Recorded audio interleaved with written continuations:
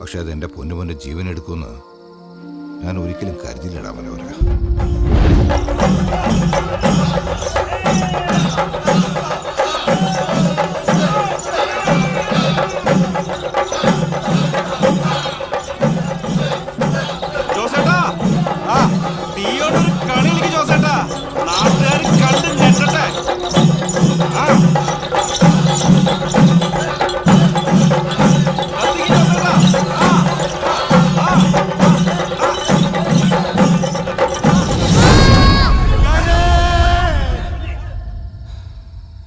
ഞാൻ കാരണല്ലേ, ഞാനതൊക്കെ തന്നോണ്ടല്ലേ ജോസേട്ട അവനത് പറ്റിയത്.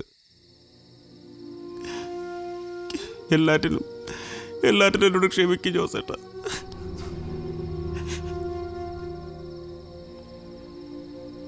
എൻ്റെ മിക്കായിലെ പുലിക്കളി കണ്ടിട്ട് കർത്താവിന് അവനോട് കൊതി തോന്നി. അതായിരിക്കും അവനെ കൊണ്ടുപോയത്.